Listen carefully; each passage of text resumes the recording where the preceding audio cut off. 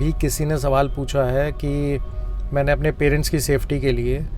एक insurance policy करवाई है, अपनी लाइफ इंश्योरेंस पॉलिसी, कि अगर मुझे कुछ हो जाता है तो उसमें मैंने बेनिफिशियरीज़ अपने पेरेंट्स को बनाया है, और कुछ सिचुएशन ऐसी हो गई कि मुझे कुछ हो गया तो मेरे पेरेंट्स को आने वाले टाइम में किसी तरह की फाइनेंशियल जो क्रंच है वो ना देखना पड़े। और अगर ऐसा कुछ हो गया तो क्या मेरी वाइफ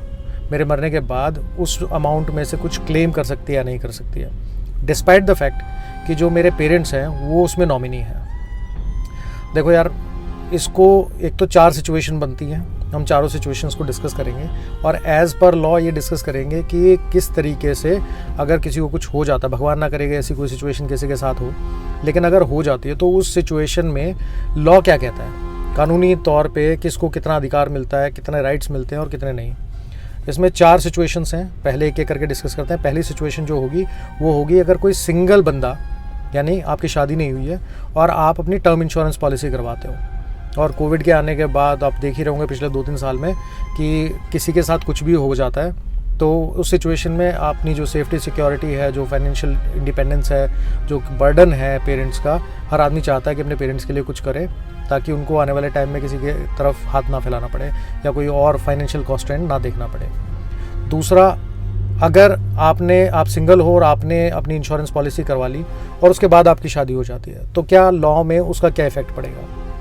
तीसरा, कि आप ऑलरेडी शादीशुदा हो लेकिन बच्चे नहीं हैं, तो उस सिचुएशन में अगर आप कोई टर्म इंश्योरेंस पॉलिसी करवाते हो तो उसमें जो अगर कुछ हो जाती है ऐसी सिचुएशन, तो आपके जाने के बाद उस टर्म इंश्योरेंस पॉलिसी का किसको क्या बेनिफिट मिलेगा और क्या नहीं मिलेगा। चौथी सिचुएशन, कि आपकी शादी हो चुकी है,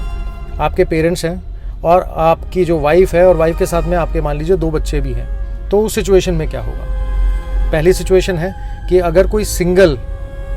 बंदा अपनी इंश्योरेंस पॉलिसी करवाता है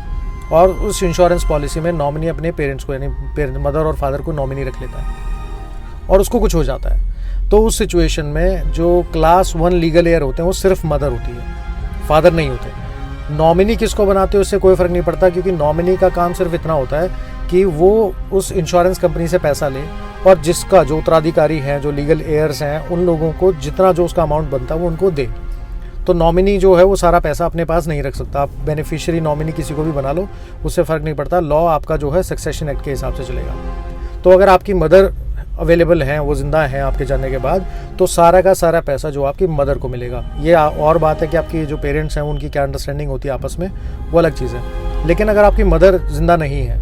किसी भी ऐसी सिचुएशन में, तो जो आपका पैसा है वो क्लास 2 लीगल एयर्स में, यानी आपके फादर जो है वो क्लास 2 लीगल एयर्स में आते हैं, तो आपका जो पैसा होगा वो आपके फादर को मिलेगा। भाई बहन को बाद की बात है, फादर जो है उनको प्रायोरिटी मिलेगी। अगर अब ऐसी सिचुएशन होती है, मान लो आप सिंगल हो और सिंगल होने के टाइम पे आपने इंश्योरेंस पॉलिसी करवा ली, 1.5 साल में आपकी शादी हो गई। अब शादी होने के बाद क्या होगा, अगर आपकी शादी हो जाती है तो शादी होते ही जो आपकी वाइफ है वो भी क्लास 1 लीगल एयर्स में ही आती है, मतलब वो क्लास 2 में नहीं आएंगी। ऐसा भी नहीं कि आपको उसको अपनी वाइफ को कहीं और ऐड करना पड़ेगा, नॉमिनेट करना पड़ेगा, ऐसा कुछ नहीं है। शादी होते ही वो क्लास 1 लीगल एयर में आ जाएंगी। और उस सिचुएशन में मैं बार बार बोल रहा हूँ कि भगवान ना करे किसी के साथ ऐसी सिचुएशन हो, फिर भी अगर ऐसा कुछ हो जाता है तो आपकी वाइफ और मदर जो होंगी वो क्लास 1 लीगल एयर में मानी जाएंगी। और तो जो भी पैसा इंश्योरेंस पॉलिसी का मिलेगा वो आपकी मदर और आपकी वाइफ दोनों को बराबर, यानी 50-50% दोनों का अधिकार होगा। फादर का राइट जब तक नहीं होगा जब तक आपकी वाइफ, आपकी जो मदर हैं, वो दोनों जब तक अवेलेबल हैं तब तक आपके फादर को कुछ नहीं मिलेगा। अब तीसरी सिचुएशन, आप ऑलरेडी मैरिड हो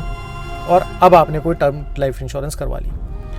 अब इस सिचुएशन में अगर आपको कुछ हो गया तो उसके हिसाब से अगर आप देखोगे, उस सिचुएशन में देखोगे तो हिंदू सक्सेशन एक्ट के हिसाब से, जैसे हमने डिस्कस किया था कि आपकी जो मदर हैं और जो आपकी वाइफ है वो दोनों क्लास 1 लीगल एयर्स में होंगी, तो अगर उस सिचुएशन में भी कुछ हो जाता है तो लॉ जो है वो आपका सेम तरीके से एप्लीकेबल होगा, यानी आपकी मदर और वाइफ दोनों को 50-50% जो अमाउंट है वो दोनों में बंटना चाहिए। अब लास्ट सिचुएशन की बात करते हैं जिसमें एक बंदा मैरिड है, उसके 2 बच्चे हैं और मदर भी ज़िंदा है और फादर भी ज़िंदा है। ऐसी सिचुएशन में उसने टर्म इंश्योरेंस ले ली और अब उसको कुछ हो गया तो क्या होगा। देखो, इस सिचुएशन में क्या होता है कि जो बच्चे हैं, मतलब बेटा हो या बेटी, वो दोनों भी आपके क्लास 1 लीगल एयर्स में ही माने जाएंगे। तो अगर आपको कुछ हो गया तो अब आपकी प्रॉपर्टी के 4 हिस्सेदार होंगे, यानी आपकी मदर, आपकी वाइफ, आपके जो दोनों बच्चे होंगे वो। तो हर किसी को 25% जो अमाउंट है वो उसमें से मिलेगा। अगर आपको, हाँ, फादर की, जहाँ तक मैं बार बार बोल रहा हूँ, फादर जो है क्लास 2 लीगल एयर्स हैं, जब तक क्लास 1 की जो लिस्ट है उस लिस्ट के हिसाब से अगर कोई भी ज़िंदा होगा तो वो प्रायोरिटी उनको मिलेगी। अगर उनमें से कोई नहीं है तो फादर, फिर क्लास 2 लीगल एयर्स में फादर आएंगे तो फादर को मिल सकता है। अगर आप अपने पेरेंट्स को अगर सिक्योर करना चाहते हो, स्पेशली अपने फादर को, तो आपको अपनी इंश्योरेंस पॉलिसी के साथ साथ अपनी मदर की इंश्योरेंस पॉलिसी करनी चाहिए। इससे रिलेटेड अगर आपका कोई सवाल है तो आप जब भी कोई क्वेश्चन मेरे किसी भी वीडियोस पे, किसी भी कमेंट में आप #AskVikasNagwan यूज़ करके आप उसमें पूछ सकते हो, ताकि मेरी टीम जो है वो आपके क्वेश्चन को जो है वो ट्रेस आउट कर सके, और मैं कोशिश करूँगा कि उसका आंसर जो है एज़ पर लॉ जो है वो दे सकें, और आपको बता सकें कि लॉ क्या बोलता है उस सिचुएशन में, जो कानूनी अधिकार है वो किस तरीके से किसके फेवर में होते हैं।